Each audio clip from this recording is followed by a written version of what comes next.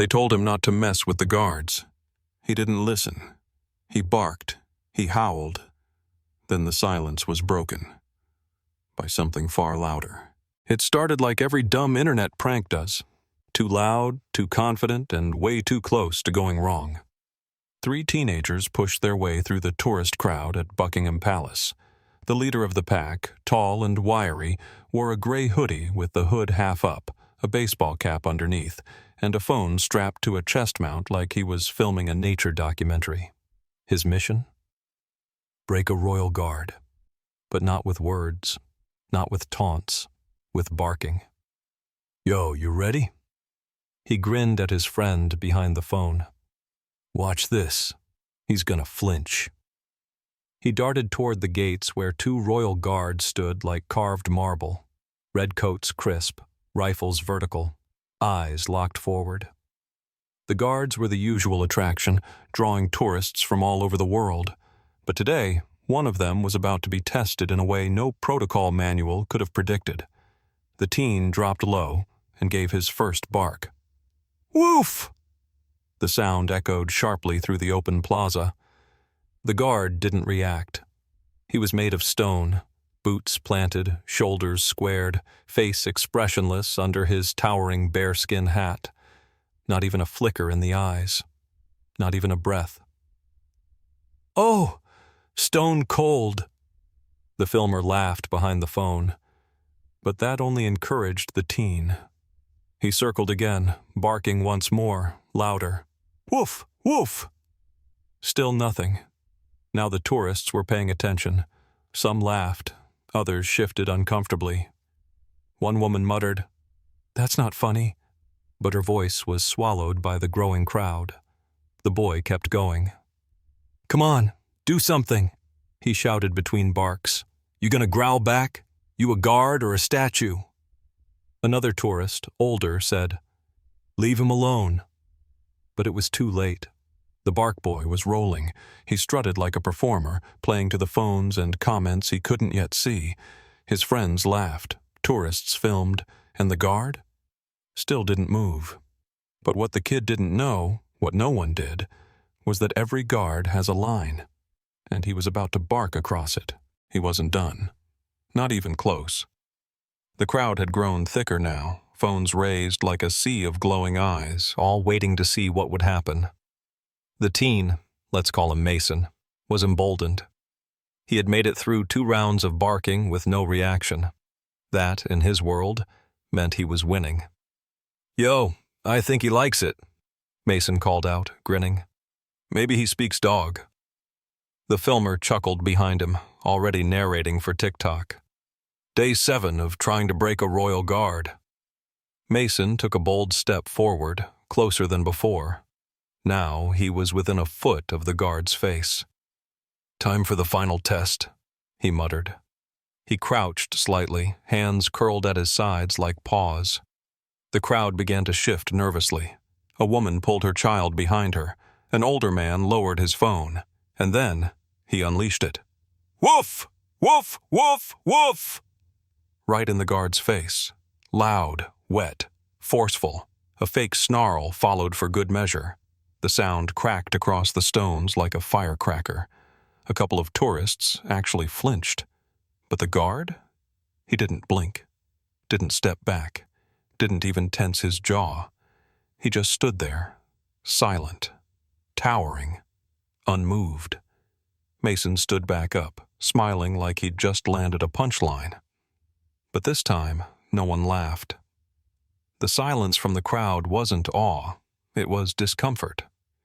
Some people looked down at their phones. Others turned away entirely. Someone muttered, "This is too much." Another said, "You're pushing it."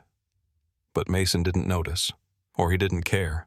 He stepped even closer now. Too close.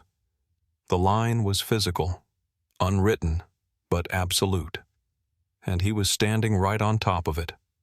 One more bark, one more second, one more push. And he was about to find out what silence sounds like when it finally answers back. Mason squared up, shoulders cocked, chin high. That cocky half-smile still stuck on his face like he thought the moment was his. His friend behind the camera whispered, "One more. Make it count." So he did. He leaned in, too far this time, well inside the guard's space, and unleashed his loudest, most obnoxious bark yet. "Woof!" It wasn't funny. It wasn't clever. It was desperate. And that's when it happened. The guard moved. Not flinched, not twitched. He moved. One sharp step forward, so sudden and precise it sounded like a gunshot. The steel heel of his boot struck the stone with authority that shattered the tension like glass. Mason froze mid-laugh. Before he could process it, the guard was in motion, not wild, not chaotic, controlled, tactical, deadly calm. He tilted slightly forward, brought his face inches from Mason's, and let out a deep, guttural, "Rah!" It wasn't a scream. It was a command in raw sound, a primal, battle-hardened roar, sharp, guttural like a war dog trained to silence fear. It didn't just echo off the walls of Buckingham Palace. It reached inside Mason's ribcage. The teen stumbled backward instinctively, eyes wide, hands up like a kid caught stealing. His voice failed him. His friend behind the camera gasped and dropped the phone. The crowd, dead silent. One woman in the front row clutched her chest. A little boy clung to his dad's leg. Someone whispered, "Did you see that?" But no one responded. And the guard? He didn't move again. He simply stepped back into place. One clean motion, rifle vertical, eyes forward, as if nothing had happened. But everyone who saw it knew better. Something had happened, something powerful. And Mason? He just stood there, breathing hard, sweating. Suddenly, very, very small. Mason took another step back, then another. His smirk was gone, replaced by something unfamiliar on his face. Silence. His mouth hung slightly open, but he couldn't speak, couldn't even laugh it off. His friend retrieved the phone from the cobblestones with shaky hands, eyes still locked on the guard. "Dude, are you good?" he asked, half whisper, half warning. Mason didn't answer, because he wasn't good. The noise in his head, the bravado, the hype, the imagined views and comments, all of it had collapsed under the weight of that roar. He wasn't barking anymore. He wasn't joking. He was just standing there, stunned, in front of a man who hadn't raised a fist, hadn't said a word, but had spoken louder than anyone ever had in his life. Around them, the crowd held its breath. A few people slowly lowered their phones. One tourist turned off their camera entirely. Others stood frozen, their faces somewhere between awe and guilt.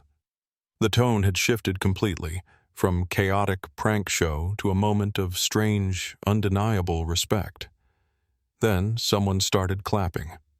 Just one person, near the edge of the crowd. A soft, single clap. Then another joined in. Then another. Within seconds, the plaza was filled with quiet, measured applause. Not thunderous, not mocking. Appreciative. For the guard. Not because he fought back, but because he didn't have to. He had reminded everyone, without breaking formation, what discipline truly looked like. Mason turned away, head down. No more barking, no more swagger, no more audience.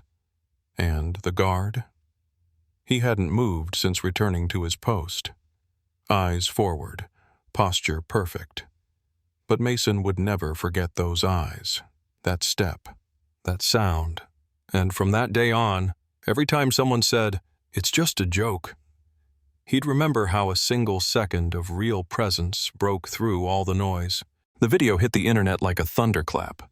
The bark, the step, the roar. The clip was only 15 seconds long, but that was all it needed.